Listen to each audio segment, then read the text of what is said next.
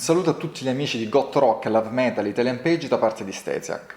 Oggi sono in compagnia di Aldebran Alteg, il cantante dei Bloody Mary, band di Milano che recentemente ha rilasciato il suo terzo album, Anno Zero.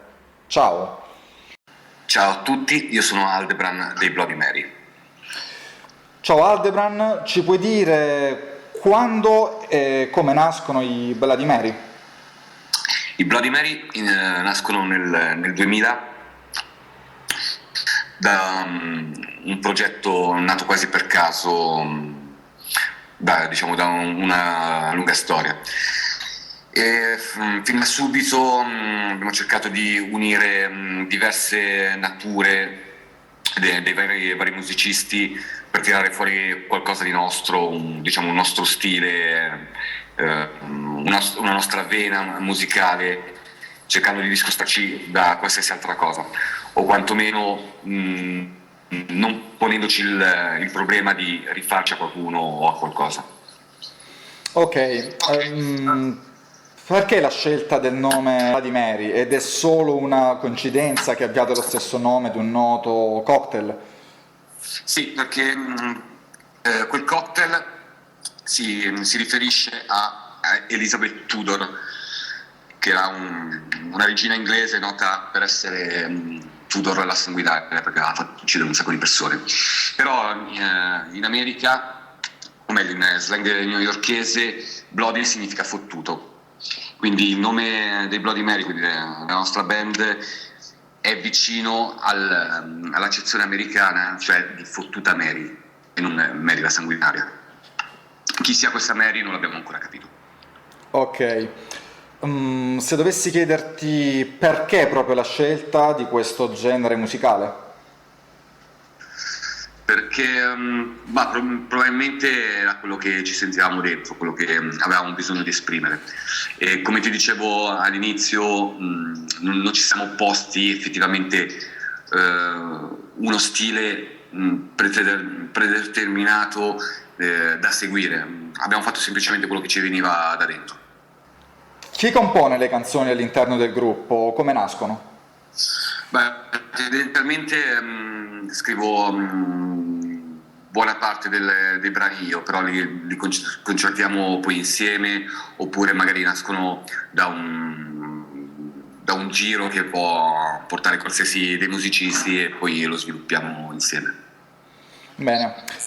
Il vostro ultimo album, Anno Zero, è sullo stesso stile dei precedenti o vi sono delle variazioni? Sì, allora, ciò che su cui stiamo lavorando da quando ci siamo formati è quella che noi chiamiamo tetralogia di Blood. Praticamente è una sorta di concept album che continua su tutti e quattro i brani. Per adesso ne abbiamo tutti e quattro gli album. Per adesso ne abbiamo realizzati 3 e ne uscirà un quarto che concluderà appunto la tetralogia. Ogni album è una storia a sé stante, però collegata con le altre. Quindi in ogni album c'è un richiamo a un certo tipo di sonorità riguardante la storia.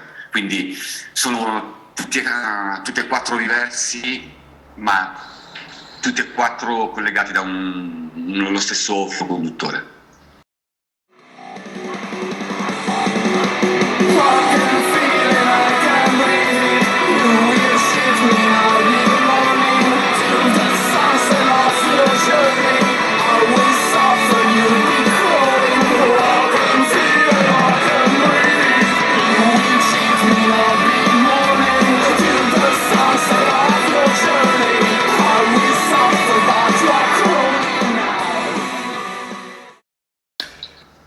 Perché la scelta di un nome italiano per questo album, per un gruppo come i Bloody Mary che sono molto seguiti anche all'estero? Allora praticamente questo è l'unico che abbiamo deciso di chiamare in italiano come titolo. Innanzitutto perché comunque Zero è una parola che all'estero conoscono bene, perché anche loro dicono Zero, mentre il fatto che l'abbiamo chiamato proprio Anno Zero è perché all'interno della storia di cui a breve faremo uscire una sorta di guida narrativa, perché ciò che ho sviluppato nei precedenti album, in questo, in quello prossimo, è un'idea di concept diverso, l'ho chiamato concept didascalico. Il concept didascalico è un concept che non viene raccontato dai testi delle canzoni, come di solito accade nei concept, bensì da tutto ciò che circonda l'album. Quindi può essere la grafica, può essere il tipo di strumenti che utilizzo, il tipo di sonorità, il tipo di sound design, cambiamenti che metto dentro, di questo tipo. E la storia di questo album preciso, quindi di anno zero, è ambientata in una sorta di presente ucronico dove la realtà è distorta e ci troviamo in un presente dieselpunk. Molto particolare, i dettagli saranno chiarificati appunto nella guida narrativa o manifesto che spiegherà meglio l'album. Il fatto di anno zero, come dicevo, è perché la storia si conclude con una guerra nucleare che resetta completamente l'umanità, e quindi l'umanità appunto parte da zero. Ok. Oltre le date italiane già annunciate, è previsto anche un tour internazionale? Sì, stiamo già lavorando per date in Inghilterra, Germania e Spagna, come abbiamo fatto anche con Party Music e con Blood and Roll. Se dovessi chiederti il concerto che ti ricordi con più affetto, e per quale motivo?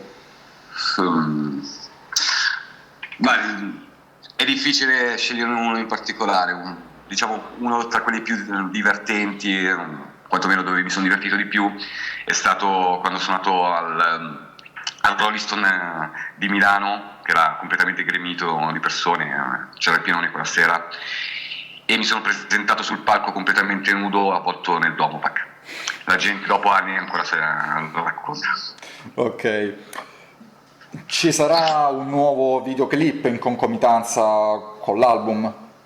Sì, sicuramente a breve inizieremo le riprese di un videoclip, stiamo ancora scegliendo quale brano più rappresentativo dell'album su cui fare il video. Però ancora non abbiamo scelto quale, ancora non abbiamo una data esatta dell'inizio delle riprese, però sicuramente ci sarà. Bene.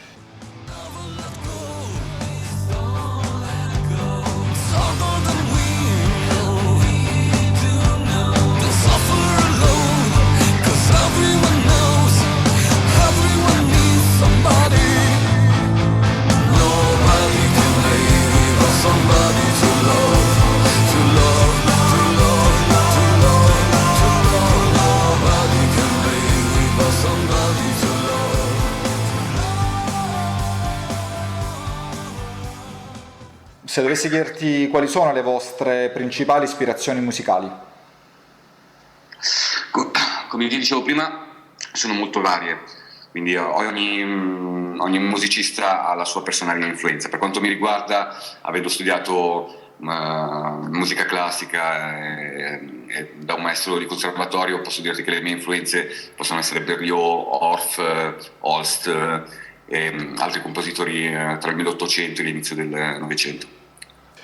La tua canzone dei Bloody Mary preferita e per quale motivo?